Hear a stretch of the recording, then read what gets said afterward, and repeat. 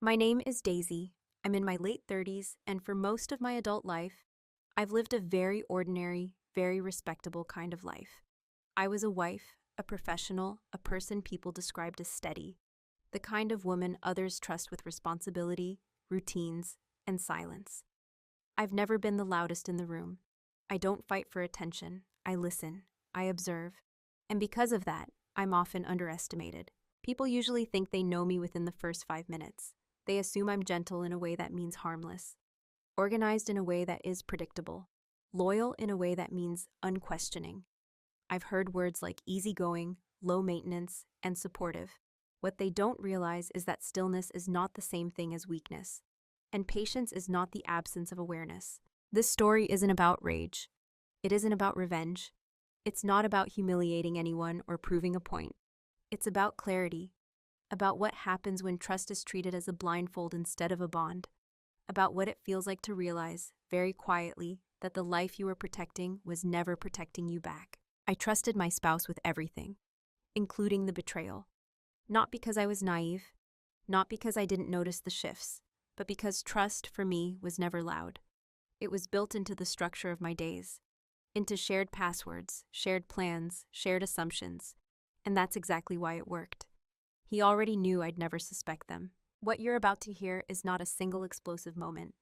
It's a slow unfolding, a series of small recognitions that didn't feel dramatic at the time, but changed the direction of my life permanently.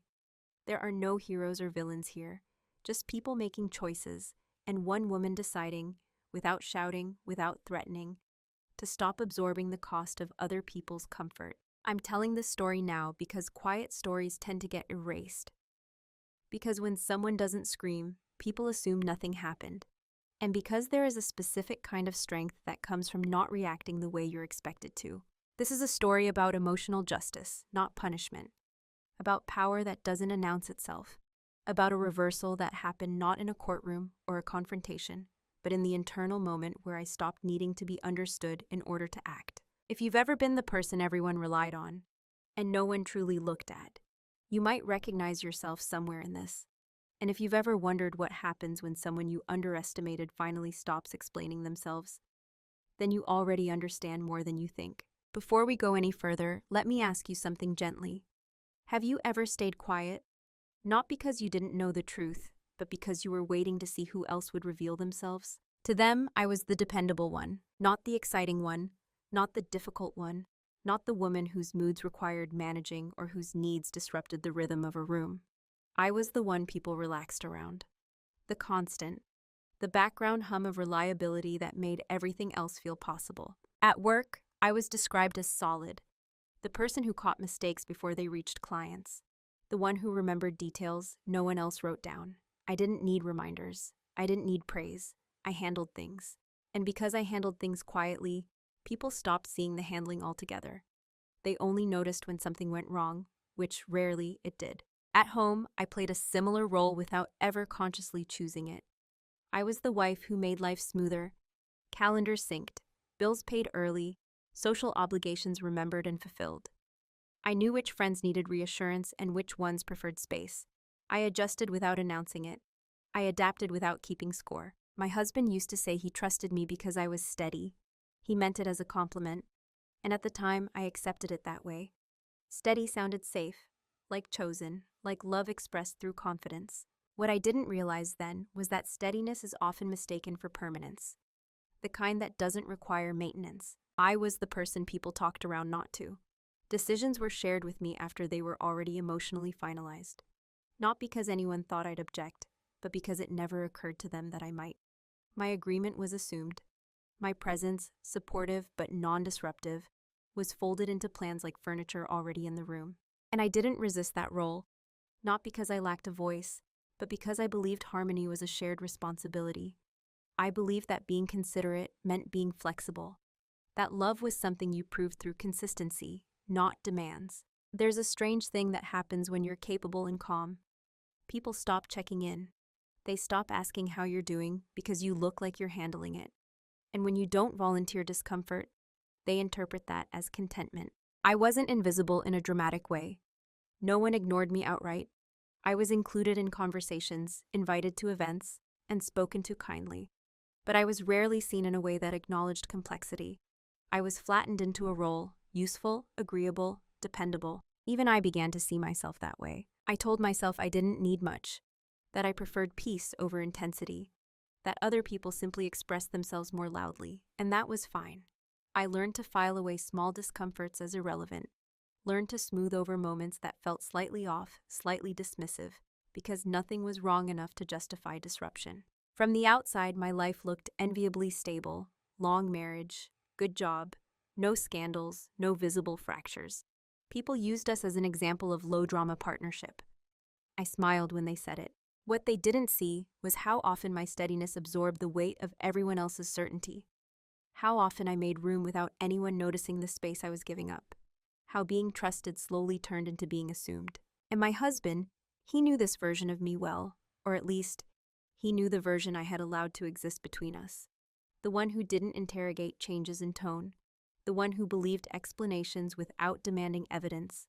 The one who trusted the shared structure more than the shifting details inside it. He already knew I'd never suspect them, not because I was blind, but because I had a history of choosing interpretation over accusation, of giving people the benefit of the doubt, even when doubt quietly requested my attention. Because I believed trust was something you protected, even from your own questions. I didn't think of myself as weak then. I thought of myself as principled, loyal, mature. Looking back, I understand something important. Roles don't trap us because they're imposed. They trap us because they're rewarded. And for a long time, the reward was belonging. I just didn't know the cost yet. The first moment didn't announce itself as important. That's what makes it easy to dismiss, easy to forget. At least for everyone else. For me, it stayed. Not sharply, not painfully. More like a paper cut you notice only after your hand brushes water. We were at a small dinner, nothing formal, just people we'd seen 100 times before. Conversation flowed the way it always did, overlapping, casual, slightly loud. I was mid-sentence, answering a question someone had asked me directly, when my husband interrupted. Not to correct me, not to argue, just to continue the conversation as if I'd paused intentionally. He picked up the thread and redirected it elsewhere, smoothly, effortlessly. The kind of interruption that doesn't cause discomfort because it's socially invisible. No one reacted, no awkward silence, no apology. The conversation simply moved on without me. I remember smiling, finishing my thought internally instead of aloud. I told myself it didn't matter, those timing overlaps happen, that I could speak again later if I wanted to. But I didn't, and that was the cut. Not the interruption itself, but how naturally it happened. How easily my voice was replaced without anyone noticing the exchange, including him. Later that night, I mentioned it casually, not as an accusation, just an observation. I said something like, "I don't think you realized you cut me off earlier." He laughed lightly, said, "Oh, you know how those conversations go," then added, "You're not exactly fighting to be heard." It wasn't cruel, it wasn't sharp, but it landed. Because it reframed the moment. It suggested that if I wasn't heard, it was because I didn't want to be, that my silence was a preference, not a result, that my presence was optional because I hadn't insisted otherwise. I let it go, I always did, but something in me cataloged it. After that, there were other moments. Small enough to be individually meaningless, he'd answer questions directed at me. He'd summarize my thoughts instead of letting me finish them. He'd make decisions about shared plans and tell me after, not because he thought I'd object, but because he was certain I wouldn't. Friends didn't notice, or if they did, they interpreted it as familiarity, comfort, long-term partnership shorthand, and I helped maintain that interpretation. I laughed things off. I stepped back when conversations got crowded. I told myself I didn't need the floor to know I was respected, that being calm meant being secure. But the pattern was forming. What struck me wasn't the disrespect itself, but the confidence behind it. The assumption that I would accommodate, that I would adapt quietly and smooth over the moment later, internally, without requiring repair. And he was right. I did. Because I believed that calling attention to small things made you small. Because I believed emotional maturity meant not overreacting. Because I believed love was a generous interpretation. The first small cut didn't hurt, it didn't bleed, it didn't even register as damage. But it marked the beginning of something subtle. The realization that my silence was being used as evidence that everything was fine. That moment, that dinner, comes back to me now, not because it was dramatic, but because it revealed a dynamic. one that had already been in place longer than I wanted to admit. I didn't feel angry, I felt repositioned, slightly to the side, slightly out of frame. And the most unsettling part was this: no one had asked me to move there. I'd simply stepped aside out of habit, and everyone else had accepted the new arrangement without question, including the person who was supposed to notice first. At the time, I told myself I was being sensitive, that it wasn't worth dwelling on, that marriages have rhythms, and this was just one of them. But memory doesn't archive things randomly. It keeps what matters, even when we're not ready to admit why. That was the first small cut, and it didn't heal the way I expected. After the first small cut, nothing dramatic changed. That's the part people misunderstand when they imagine how trust erodes. They expect a shift in tone, a clear line where things go wrong. But what actually happens is quieter. The behavior repeats just enough to feel familiar, and once something feels familiar, you stop questioning it. The interruptions continued, not constantly, not aggressively, just often enough to establish a pattern. I'd begin a thought and feel the air change before I'd even finish speaking. A subtle tightening, as the room had already decided where the conversation was going. And more often than not, it wasn't with me.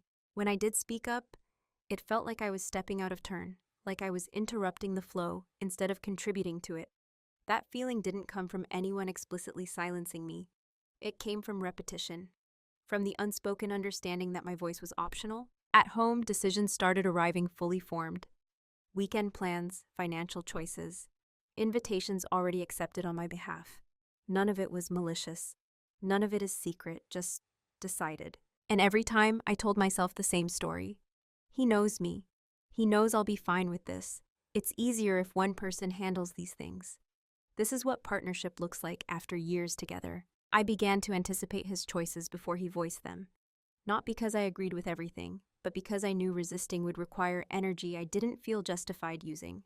It would mean explaining discomfort that hadn't yet crystallized into something solid enough to defend. So I stayed quiet, not resentfully, not dramatically. Quiet in the way you get when you don't want to disrupt something that mostly works. There were moments when friends would say, half joking, "Daisy's the easy one," or "You're so chill, I could never." I smiled every time. Because being easy had become part of my identity. And identities, once accepted, are hard to challenge without feeling like a fraud. I didn't want to be the woman who suddenly needed more, who complicated things, who asked people to slow down and adjust to her feelings. I told myself that wanting acknowledgement was a form of ego, that real confidence didn't require constant validation. What I didn't realize was that I was confusing self-control with self-erasure. The more I rationalized, the more invisible the behavior became, even to me. Disrespect doesn't always arrive as an insult. Sometimes it arrives as efficiency, as familiarity, as confidence in someone else's compliance. And I was compliant, not because I lacked boundaries, but because I had taught myself that my boundaries were flexible, that they could bend indefinitely without breaking. I learned to preempt disappointment by lowering my expectations, learned to translate my unease into maturity, learned to be proud of how little I asked for. And my husband, he adapted too. He stopped checking in before making assumptions, stopped pausing to see if I had more to say. Not because he didn't care, but because nothing in my behavior signaled that anything was wrong. Silence, after all, is easily misread as consent. There were moments, fleeting ones, where something inside me stirred. A thought like, I don't like how that felt, but I'd smooth it over before it could fully form. I'd tell myself I was tired, or stressed, or overthinking.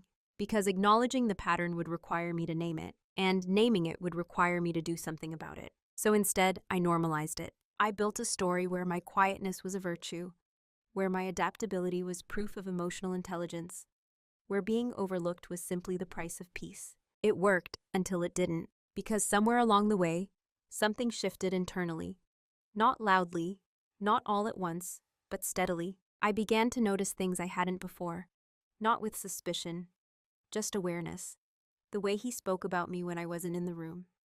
The way my absence didn't change the flow of conversations. The way decisions no longer felt shared, just informed. I didn't confront it. I didn't even fully articulate it. But I stopped telling myself it was nothing. And that was the beginning of the end of normalization. Not because I was ready to act, but because I was no longer willing to explain it away. Once you stop explaining things away, patterns become harder to ignore. It wasn't a single realization. It was more like stepping back and suddenly seeing the outline of a shape you'd been standing inside the whole time. The role I occupied didn't feel cruel or malicious. It felt functional, and that's what made it dangerous. I was the stabilizer, the one who absorbed friction so others didn't have to, the one whose reactions were predictable enough to be planned around. In group settings, I was the person who made things easier to organize, easier to decide, easier to move forward without delay. At work, I was praised for being low maintenance, for not needing hand-holding, for not taking things personally.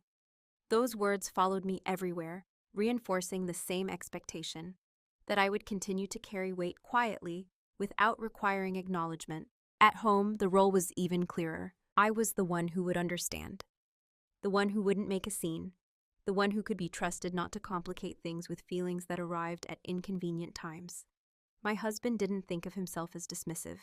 He thought of himself as efficient, and efficiency in his mind required predictability. I had become predictable, not boring, reliable, not weak, accommodating.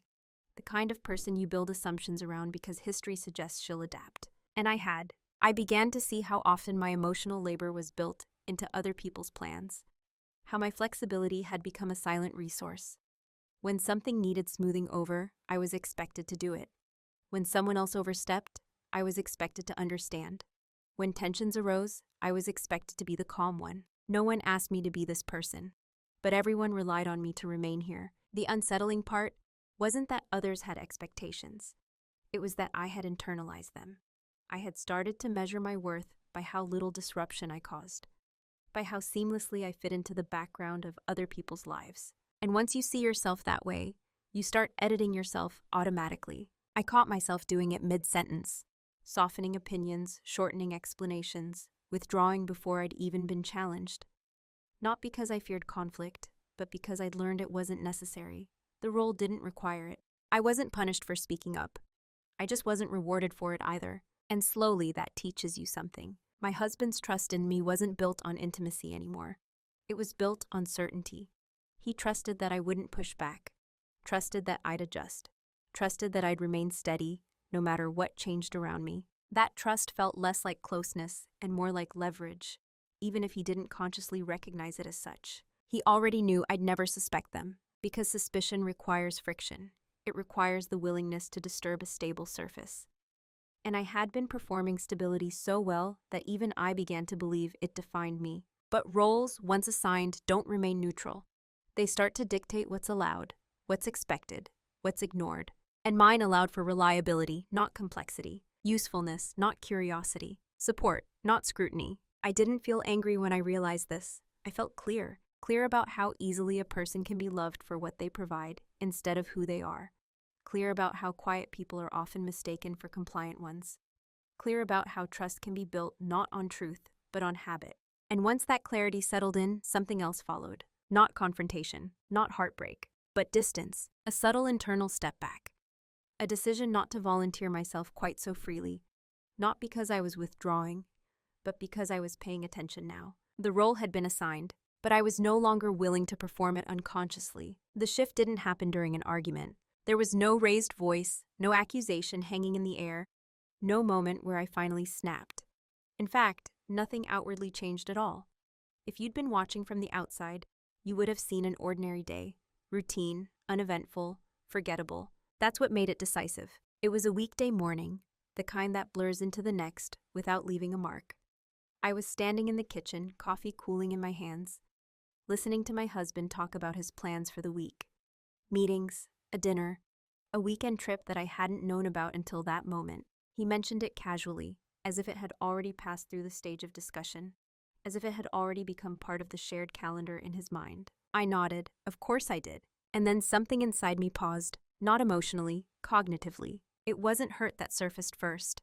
It was recognition. The quiet realization that this was not an oversight. It was a system, that my absence from the decision-making process wasn't accidental. It was efficient. I looked at him while he spoke. Really looked. Not with suspicion or anger, but with curiosity. And for the first time, I saw how comfortable he was inside my silence.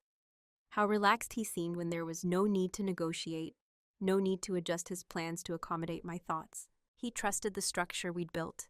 trusted my role in it, trusted that nothing would challenge the momentum. And in that moment, I understood something with complete clarity. If I spoke up now, it would be seen as a deviation. If I stayed quiet, it would be seen as confirmation. I stayed quiet, but internally something separated. It felt like stepping half an inch to the left. Not enough for anyone else to notice, but enough to change my perspective entirely. I stopped experiencing the moment as a participant and began experiencing it as an observer. I noticed how often information flowed in one direction, how decisions arrived as conclusions rather than conversations, how my trust had been translated into predictability. I didn't feel betrayed, not yet. I felt awake. That morning, after he left, I sat at the table longer than usual. I didn't cry. I didn't spiral. I simply reviewed recent weeks in my mind, not emotionally, but structurally, like looking at blueprints instead of memories. And the pattern was undeniable. I realized that the version of me everyone trusted was a version that asked very few questions, that the intimacy I thought we shared had slowly been replaced by assumption, that the marriage I believed was built on transparency was actually built on my restraint. The shift wasn't about him. It was about me, about how long I had equated being trusted with being unchallenging, about how often I had chosen peace over participation, about how silence had become my default response, not because I had nothing to say, but because I had trained myself to believe it didn't need to be said. I didn't decide to confront him. I didn't decide to leave. I didn't decide anything outwardly at all. What I decided, quietly, was to stop assuming that what I wasn't being told was irrelevant.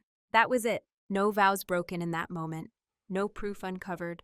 No dramatic revelation. Just a shift in attention. And attention, I would soon learn, changes everything. From that day on, I listened differently. Not for reassurance, but for consistency. Not for tone, but for structure.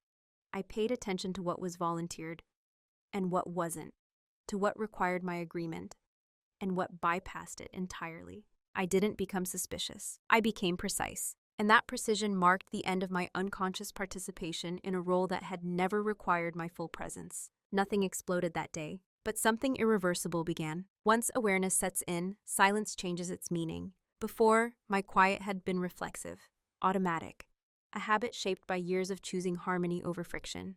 But after that morning, silence became deliberate, not defensive, not resentful, just intentional. I didn't announce this shift. I didn't test it by pushing back or asking pointed questions. I simply stopped filling in gaps for other people, stopped smoothing over moments that felt unfinished, stopped volunteering reassurance when none had been requested. I let conversations end where they ended, and almost immediately I noticed something revealing. No one asked why. My husband continued exactly as before. He spoke freely, assumed agreement, and moved forward. And in his mind, nothing had changed, because nothing had needed to. My silence still looked like consent, still felt like stability.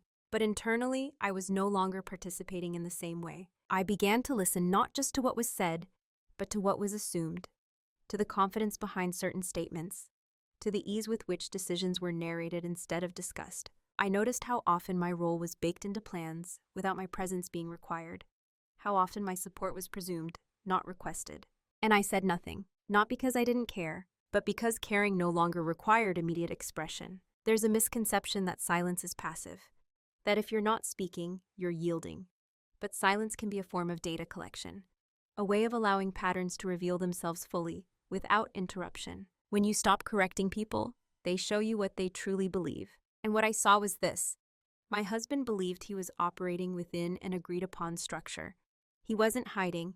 He wasn't being careful. He wasn't guarding his words. He was comfortable enough to underestimate the significance of my attention. Because when someone has never challenged your assumptions, you stop anticipating challenge altogether. That comfort extended beyond him.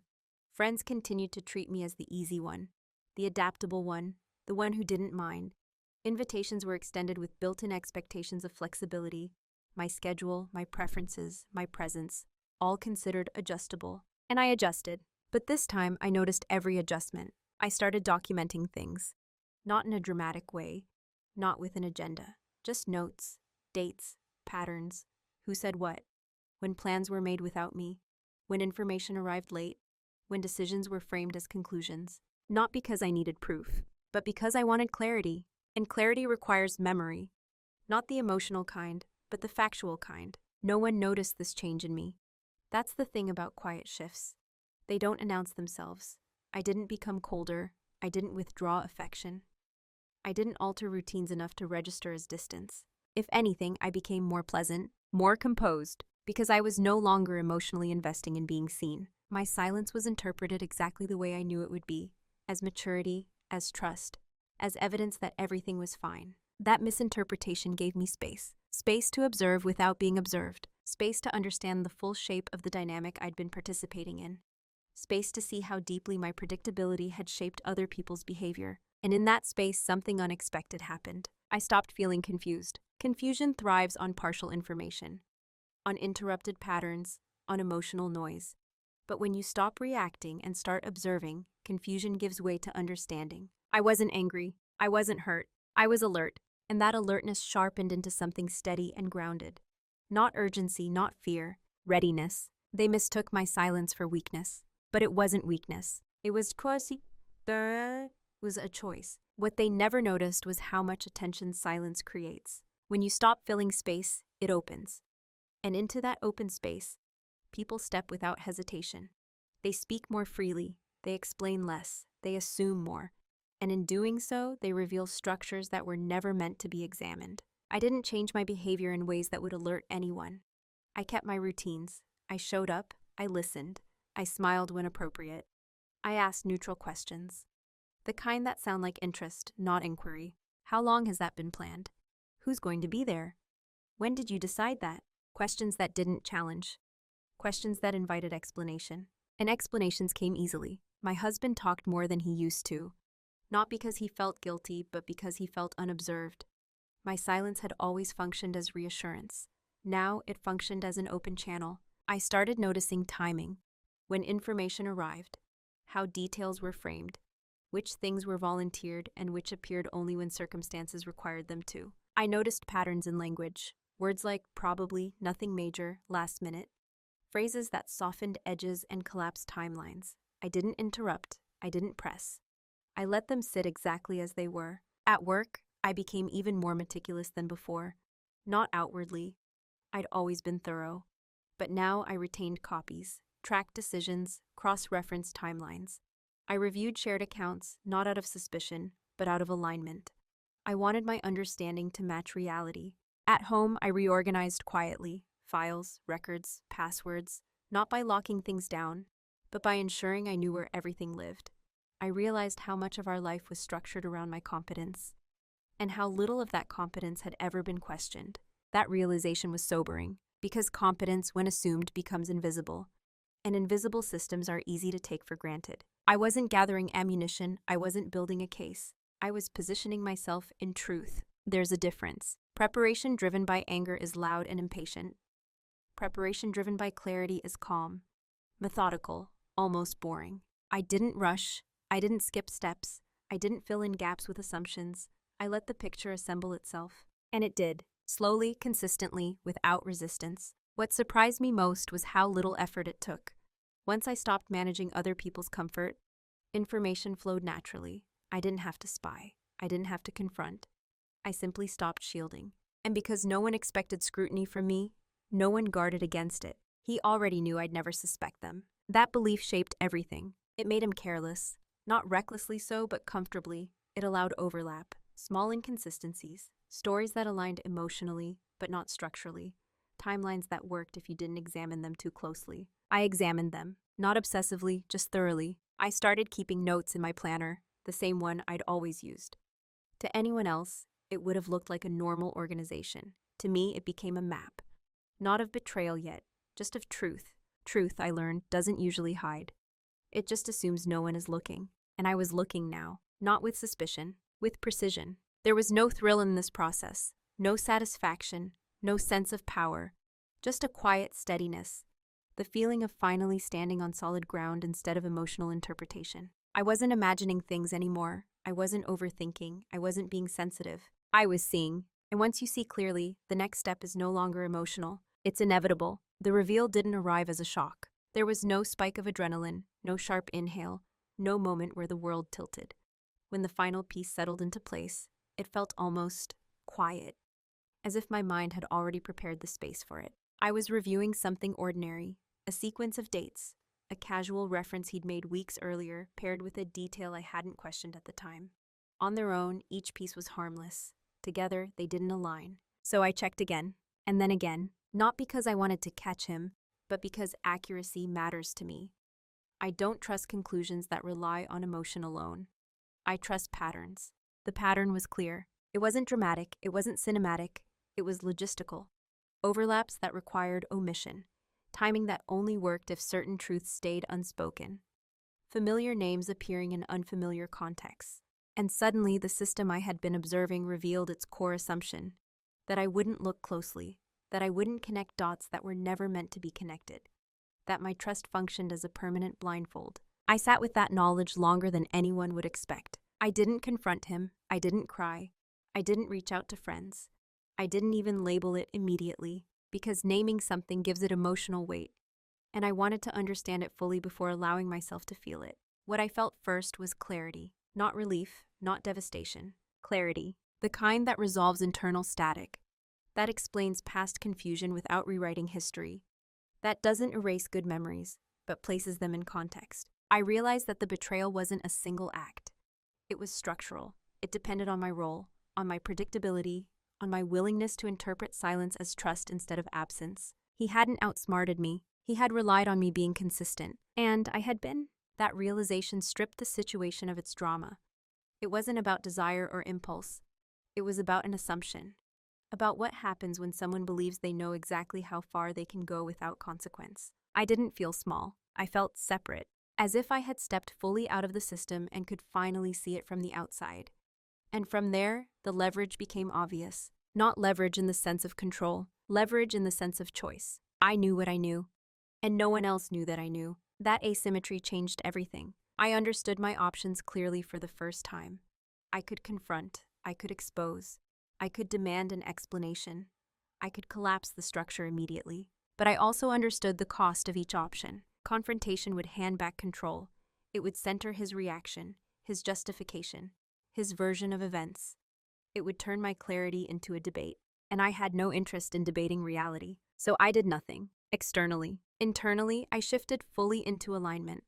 I stopped questioning myself, stopped searching for alternative explanations that might soften the truth, stopped needing reassurance that I wasn't misinterpreting. I wasn't. That certainty was enough. There was no satisfaction in this moment, no sense of winning, just a deep, steady calm, the calm that comes when uncertainty ends. I slept normally that night. The next morning, I made coffee. I went to work. I listened to him talk about his day. I nodded at the appropriate moments. Nothing in my demeanor changed, because nothing needed to. The reveal wasn't meant for him. It was meant for me, and with it came a decision that didn't feel emotional at all. It felt logistical. Once you know something with certainty, you reach a point where inaction becomes a decision of its own. I stood there, not literally, but internally, at a crossroads that felt strangely calm. There were no racing thoughts, no spirals of what if. Just a clear list of options, each with consequences I could now see without distortion. I could confront him immediately, lay everything out. Ask for explanations I already understood, wouldn't change the truth. That path would give him the chance to react, to control the narrative, to frame the betrayal as confusion or circumstance. It would pull me back into the emotional labor of managing his response. I could expose the situation publicly, force accountability through visibility, let others weigh in. That option promised validation, but at the cost of privacy, dignity, and my own values.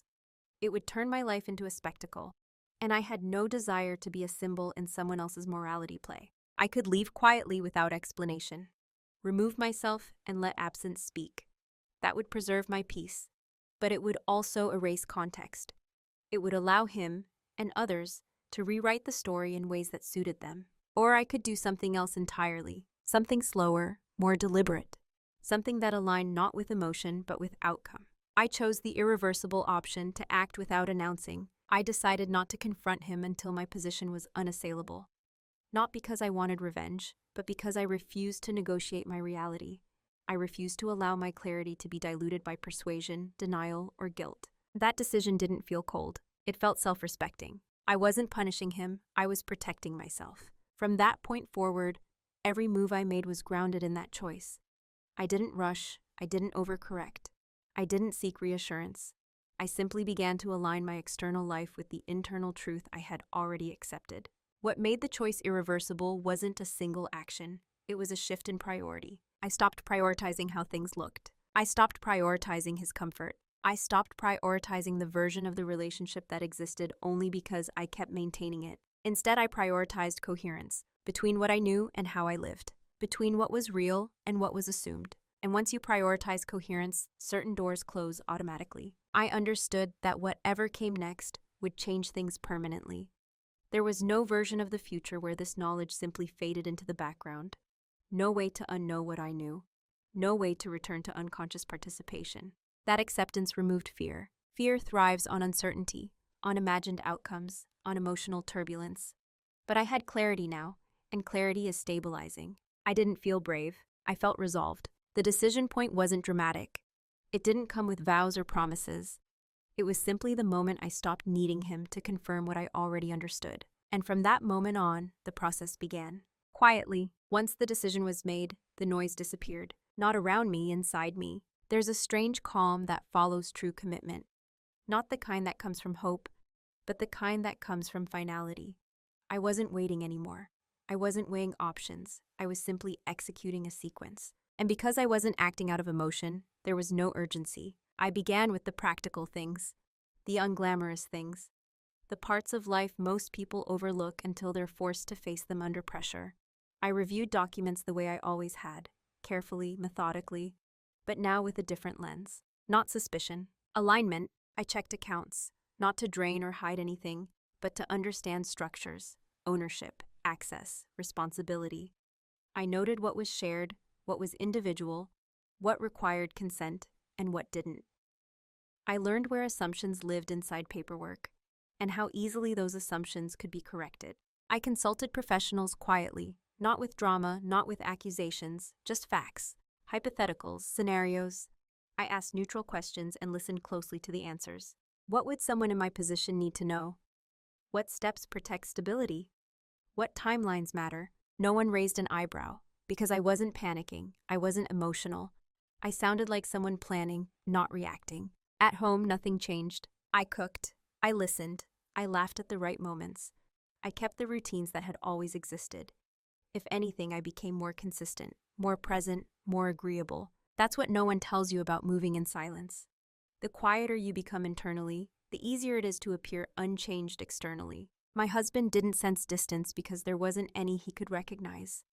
I wasn't withdrawing affection. I wasn't interrogating him. I wasn't cold. I was simply no longer invested in the illusion. And illusions only collapse when you push against them. I didn't. I let it stand, temporarily. Every action I took was boring by design. Paperwork, planning, structuring. I wasn't building an exit out of panic. I was building a foundation out of clarity. I didn't tell friends, not because I didn't trust them, but because I didn't need validation. Their reactions, well-meaning as they might have been, would have pulled me back into emotional processing I had already completed. This wasn't secrecy. It was containment. I noticed how easy it was to operate without being noticed once you stop performing transparency, once you stop narrating your inner world to others, once you stop offering explanations for choices you're fully at peace with. He continued as before, confident, relaxed, certain. He already knew I'd never suspect them. That belief created a blind spot. And blind spots don't require manipulation. They maintain themselves. What surprised me most was how little effort it took to reclaim my autonomy once I stopped asking for permission to do so. The systems I had helped maintain worked just as well for me as they had for everyone else. Once I chose to engage them on my own terms. I wasn't hiding. I was preparing. And preparation, when done quietly, looks exactly like nothing at all. Consequences rarely arrive with announcements. They don't knock. They don't explain themselves.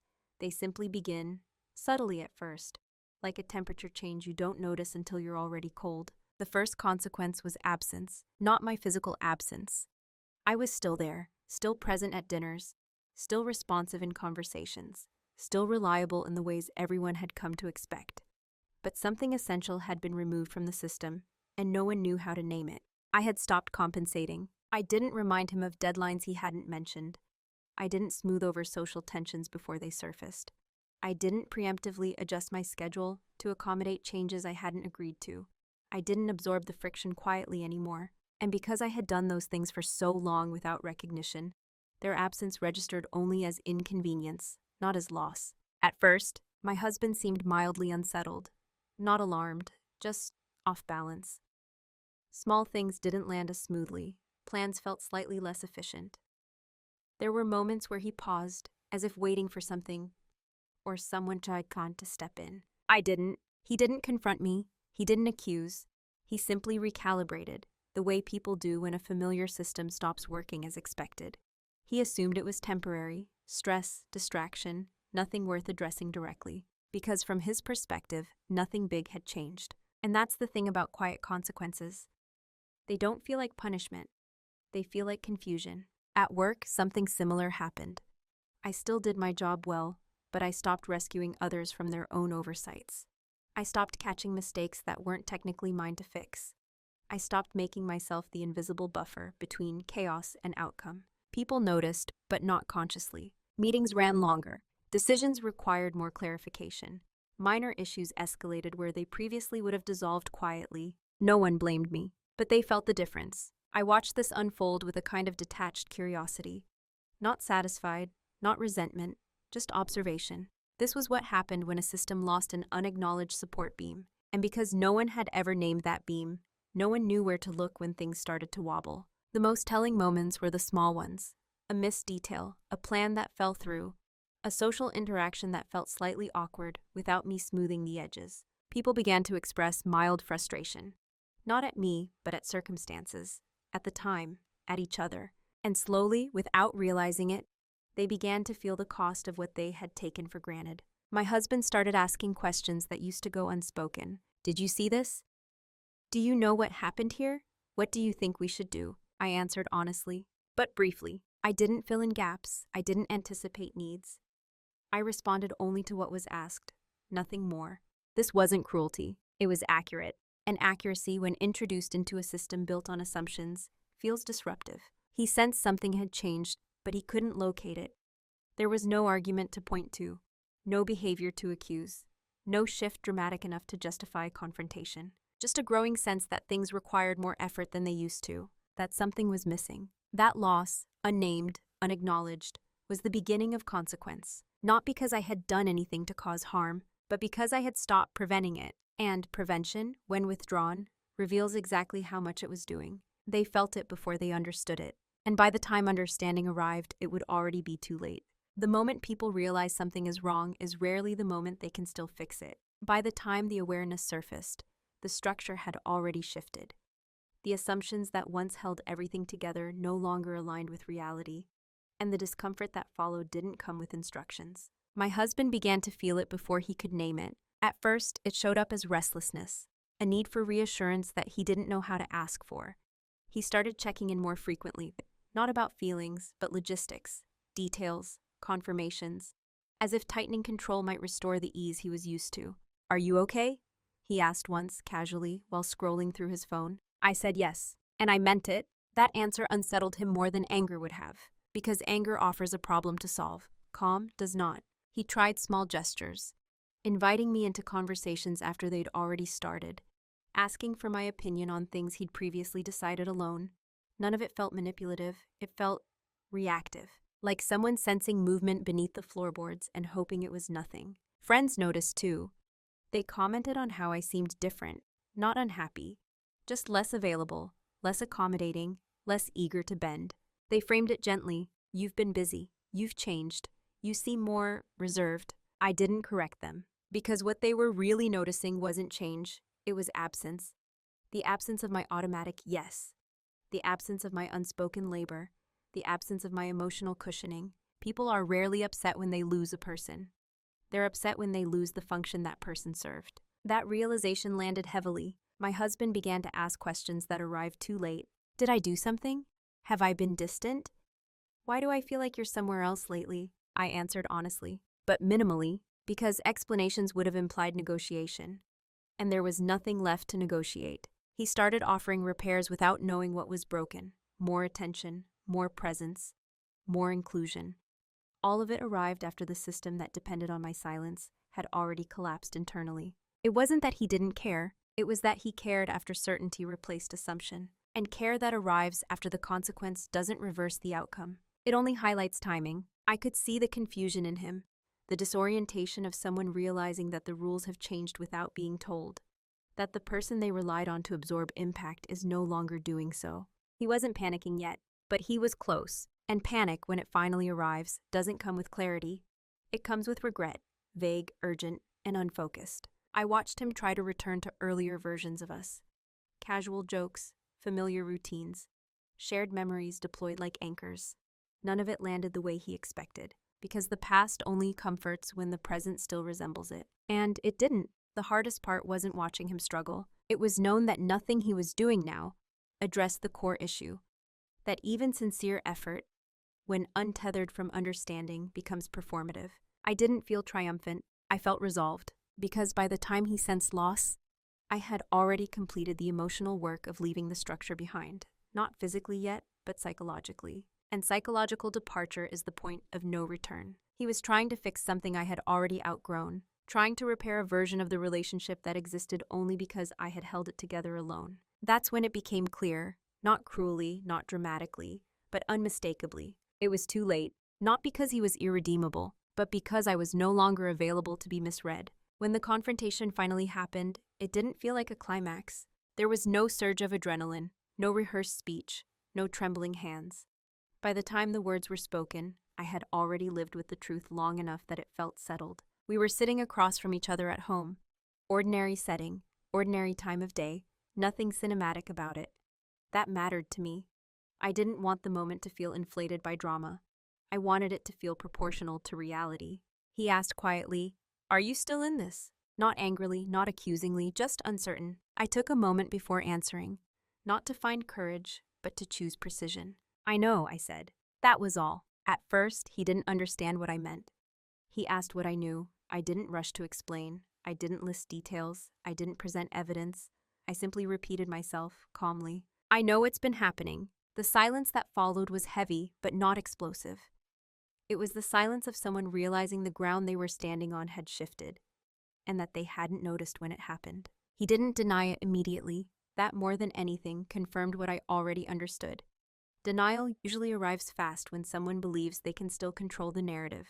His hesitation told me he knew he couldn't. He started to speak, to explain, to contextualize, to soften. I let him talk for a few moments before stopping him. "You don't need to explain," I said. "I'm not asking for your version." That was the moment his expression changed, because confrontation usually invites debate. This didn't. I wasn't there to process feelings. I wasn't there to unpack motivations. I wasn't there to negotiate boundaries retroactively. I was there to acknowledge reality. I told him, calmly, that I had trusted him completely, that my trust had been treated as predictable.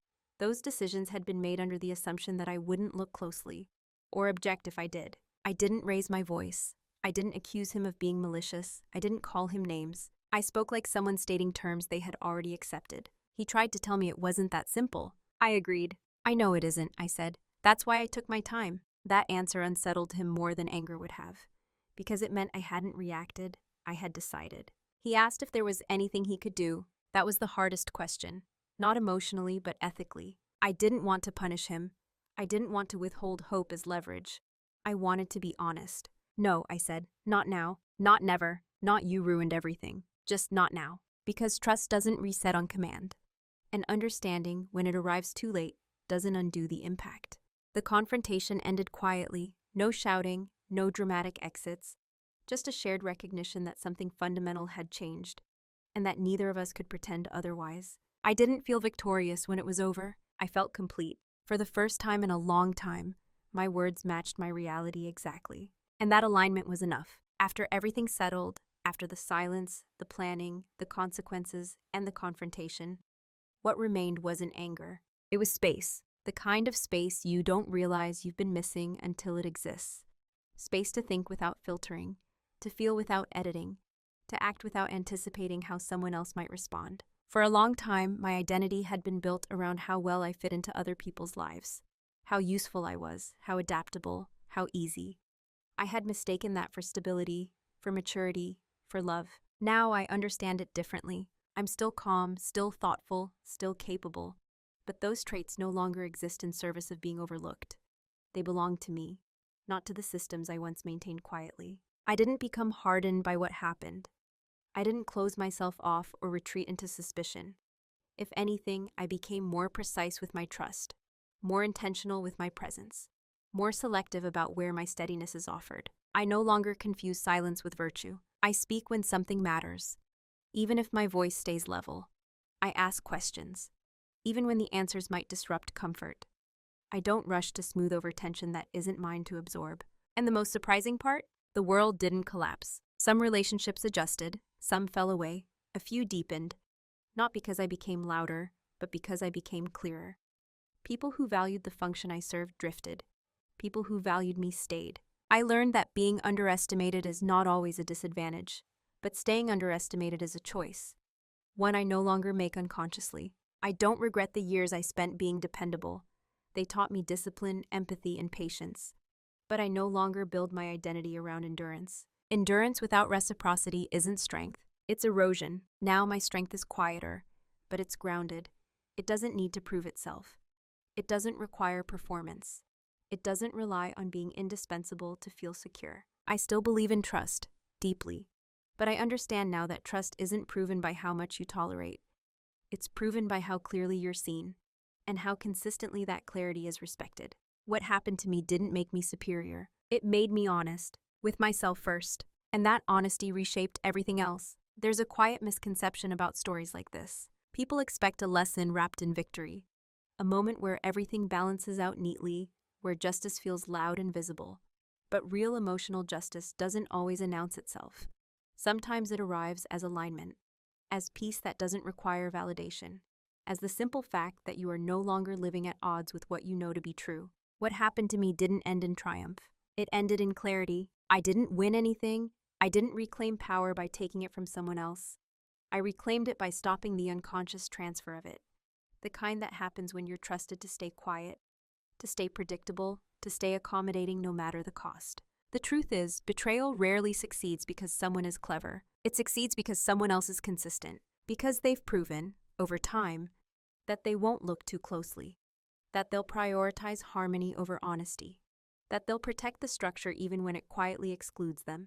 I trusted my spouse with everything, including the betrayal, and he already knew I'd never suspect them, not because I was foolish, but because I had taught the people around me who I would be and who I wouldn't. This story isn't a warning against trust. It's a reminder that trust should never require your disappearance. If you have to become smaller, quieter, more flexible than feels true in order to keep something intact, then what you're protecting isn't mutuality, it's convenience. And convenience is not the same as love. What I hope stays with you after this isn't fear or cynicism. It's awareness. The understanding that you don't need to shout to be powerful. You don't need to expose, humiliate, or dramatize to reclaim yourself. Sometimes the most decisive acts happen entirely offstage. Quiet dominance isn't about control. It's about coherence, about living in a way where your inner knowing and your outer actions no longer contradict each other, about choosing not to participate in systems that only work when you stay invisible. If this story resonates, it may not be because you've experienced betrayal exactly like mine. It may be because you felt the subtle exhaustion of always being the one who adjusts, the one who understands, the one who stays calm while something inside you goes unheard. And if that's you, I want you to know this. Noticing is the beginning. Silence can be a choice. And you don't owe anyone access to a version of you that costs you your clarity. So I'll leave you with one question. Not accusatory, not urgent, just honest. In your life, where have you been trusted to stay quiet? And what might change if you chose, gently but firmly, to stop?